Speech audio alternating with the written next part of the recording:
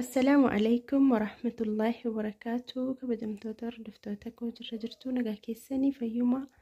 Alhamdulillah nagaa fayyaa kootii isinillee bakka jirtanutti rabbiin nagaa fayyaa isin haa taasisu.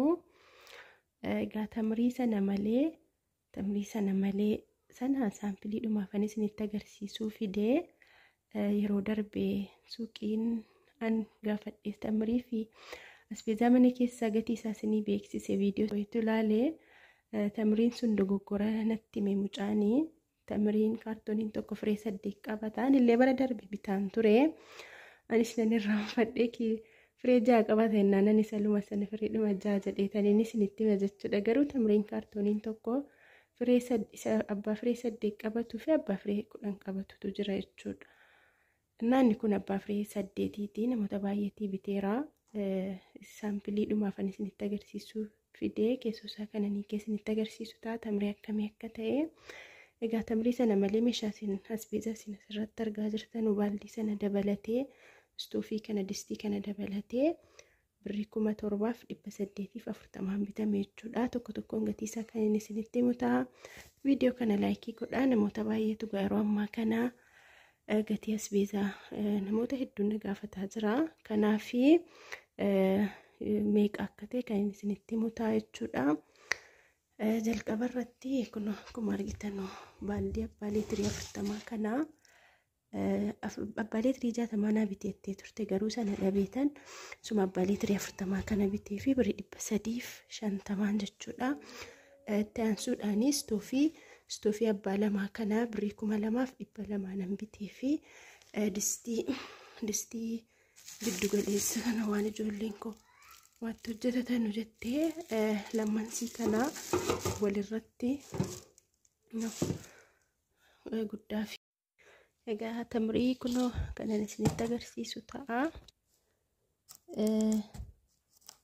Namoota fireen maajajatan fa'itu jiru. Isan keessaa babbaasaa achumaan keessusa kan isinitti agarsiisu ta'a. Dhiifama dogoggora yeroo darbeetiif. Egaa ilmi namaa dogoggoraa garuu dogoggoraa hangas mara dogoggora sana fakkaatu.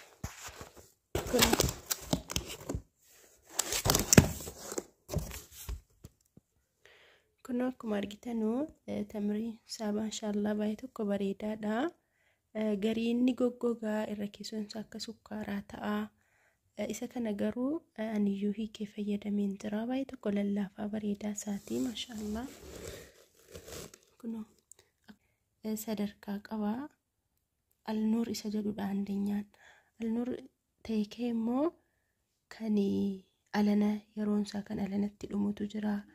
Kan bara darbee jira. Kan bara darbee jira jechuudha. Nagaadoonni akkuma beekamu meeshaa magaazina tursiisanii gatii dabaluudha. Akkuma beekamu magaazinatti hambisanii baasu. Kanaaf yeroo baay'ee meeshaanii wanti nyaataas ta'e maaliyyuu magaazina tuttura gatii ta'e jennaan kan yeroon itti darbe fa'i baafamee gurgurama. Garuu inni kun isa alana seenedha. Baay'ee tokko lallaafaa bareedaa isaati jechuudha. Firee 8 qabata. Kunoo irra keessaan 4 jalaan 4. Bismillah. Firee 8 jechuudha. Akka gurgura yeroo darbeetiif ammas irra deebi'ee dhiifaman isiniin namoonni bitachuu barbaadanii namoonni meeshaa biraa wajjin bitattanuu meeshaa baay'ee wajjin bitattanuu birrii yeroo ammaa kana tamriin kun jechuudha kaartooniin tokko birrii 2,150 namoonni tamrii duwwaa bitattanuu garuu birrii 2,500 akkasiin inshallah. Leessaa fi xiqqoo dhumaatis miti kuni abbaa torbaa keessaan fuudhee fi birrii 1,400 nan biteef jechuudha. Distii kana lama walitti.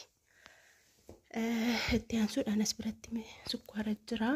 Sukkaara kiiloo 2 kiiloo tokko isaa 440 nan bitee fi as biratti ruuza kiiloo 5 ruuza isa biyya keessaati jechuudha. Kun akkuma argitan ruuza biyya keessaa isa biyya alaa basmatii miti kun. akkasuma immoo ruuza saminaan itti namuus miti suma namni hojjetatee nyaatudha kan biyya keessaa jedhama garuu kiiloo 5 bitee fi kiiloon tokko isaaba birrii 130ti. Kun akkuma argitan as biratti mokoroonii isa mazzanamu kiiloo 5 bitee fi kiiloon tokko isaaba birrii 120 kiiloo 5 bitee fi as biratti misira kiikii kiiloo 2 bitee fi kiiloon tokko isaaba birrii 240. As biratti atara kiikii kan dafee bilchaatu jechuudha. Dhugaadha bifti isaa xiqqoon bareedu garuu dafee bilchaataa kan cululuqee bareedu sun garee yeroo baay'ee dafee bilchaatu atarri biyya keenya nama rakkisa jechuudha bilchaachuuf. Inni kun garuu isa bilchaatu kiiloo 2 bitee fi kiiloon tokko isaaba birrii 180. As biratti saamunaa iskaayii sabaayii tokko bakkanaa birrii tokkoonsaa isaaba birrii 70ti sadansaan bitee fi as biratti kun paastaa boozii saandeenyaa firee 2 bitee fi tokkoonsaa isaaba birrii 85. As biratti zayitii hayaat saciqaa jechuudha abbaa liitirii 3 birrii 400 fi birrii 840 biteef liibiyaa kan jedhuun 400 jira. Inni kun garuu hayaat isa bareedaa jedhamudha. Isa zayitii adiidha inni kun hin beektu sinuu zayitii isa jarkaaniiti birrii 840 biteef. As biratti abishii baaltinnaa ግማሽ ኪሎ birrii 300 biteef kiiloon birrii 600 abishiidha jechuudha. Kun abishii daakuu. Kun immoo barbarreedha kan nama biraati. Namoonni baay'een fe'ee barbarree na gaafataa jirtu jechuudha. Kun barbarree baaltinnaadha.